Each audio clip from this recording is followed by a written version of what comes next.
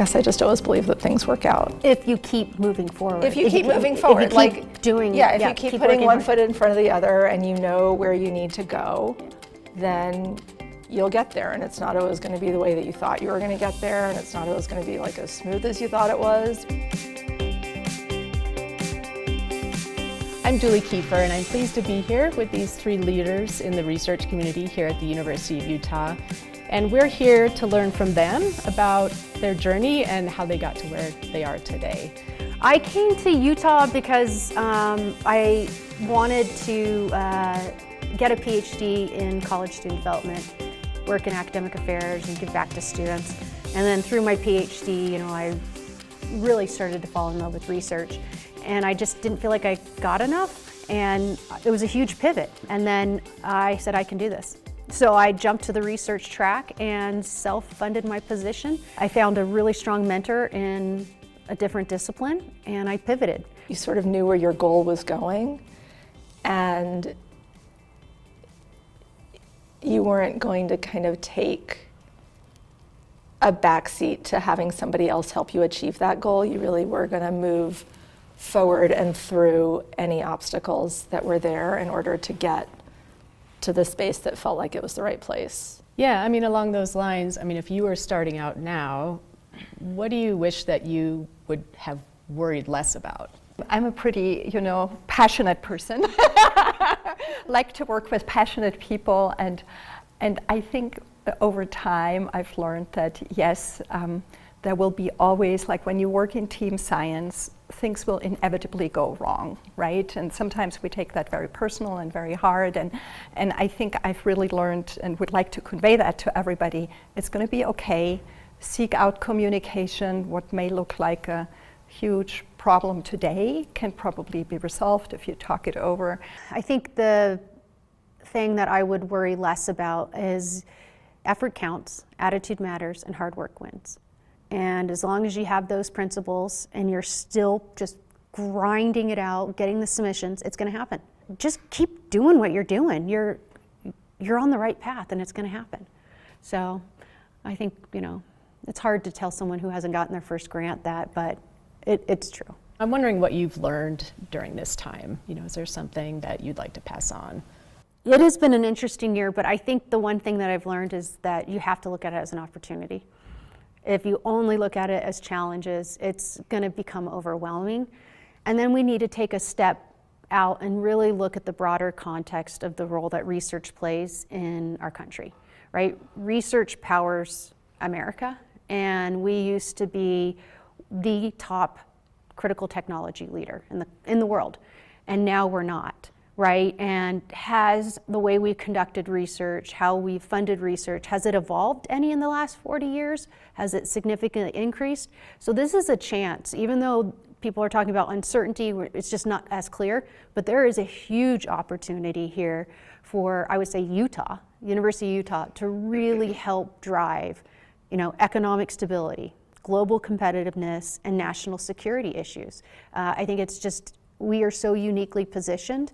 And then the last thing I would say is I have never worked in a more collaborative environment in my life.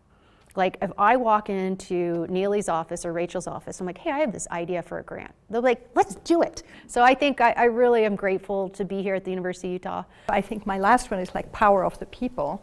I just want to say, the power of the people has led to tremendous success. The effort of everybody across this University of Utah community, across the research community, and with support of really our legislators who have stood up and have shown serious backbone in saying this is important for the country and for the nation, has really shown success. We have wonderful state leaders. Right? They are so supportive of research. They realize, it's over $1 billion to the economy, jobs, but it's also the future economy, and it's the stability. I want to shout out sort of having senior female leadership and the transparency and communication sort of models that come with that. When we started this whole process of change within the risks to federal funding for research, the first thing that Erin did was she started twice weekly town halls of like, I don't know if I have all the answers, but I'm gonna tell you everything I know, and I'm gonna take your questions, and I'm gonna like do my best. And we are gonna do this twice a week for as long as we need to. The vice president for research was prepared. Marketing and communications were prepared. We all knew what the landscape was and how we were gonna go forward through it. I would say it was really, I mean, We're to just be gonna let her honest, take credit for a minute. We had a woman in the VPR who really, I mean, had that communication structure. And yes, we were all meeting with her, and yes, she brought together a great team. But you convened, like, Erin convened that team, and Erin set that tone, and it was important. It was transparent. It was, we're not going to hide anything. We may not have answers, but we're not afraid of not having answers. We're more afraid of leaving people thinking that there's some secret in the dark. but it was really a shared leadership. I have a wonderful team, you have a wonderful team, you have a wonderful, and we all just came together. Yeah. I mean, there was, I don't know, we were all on these panels, and you know, we'd have, it's open to the public. My job is to serve.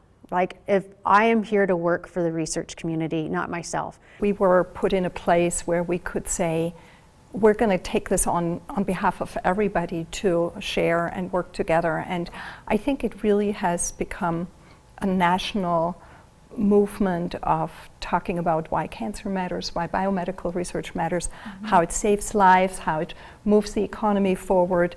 And you know, everybody who played a role in it was helpful. Things that were happening to research changed a lot of the conversation nationally, and that was really kind of amazing to watch. I think one thing that's exciting to me is to see how much the research community recognizes this too.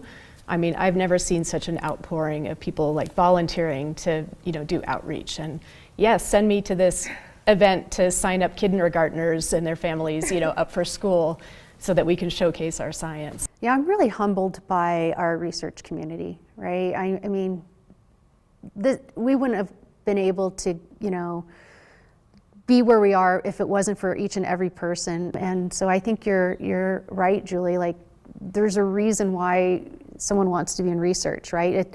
I don't know anybody who wants to go into academia and become a researcher because it's easy, right? It's not. It's hard, and it takes grit, and you really want to believe that you're making a difference. So you saw that passion come out during this past year. If you had a student in front of you or someone who's just getting started in their scientific career, I mean, what would you tell them? What advice would you give them? Think about how you can help them be successful instead of always how somebody else can help you be successful, because you will end up with the most amazing collaborators doing sometimes their science and sometimes your science, and kind of just working off of each other in directions that you never thought would be where you were going, but when you look back are exactly where you needed to be. One of the things that I've found about being a woman in leadership is that if you ever said the word, I might want to do something leadership-y as a junior faculty person, at least this was my experience, people are like, oh, there's this leadership development course you could go to. But I think that in the same way that you prepare for your science, if you ever thought the word leadership, I mean, starting to prepare for that early and taking advantage of a lot of the resources that I think we have locally at the University of Utah, let alone through our national organizations and other things, is really important, because none of us would have been as good in the crisis leadership that I think we've been going through had we not been prepared for many, many years to be leaders. I think it's important to invest time longitudinally in your leadership background. What do you love about research, and what do you love about doing research at the University of Utah? Well, I love coming together with others to do things that matter. It's about how do you change the world. And you know, I think in Utah there's so many people who are so mission driven, who really have that same goal and who have open doors and just want to say, well, what can I contribute to that? How can we do this together?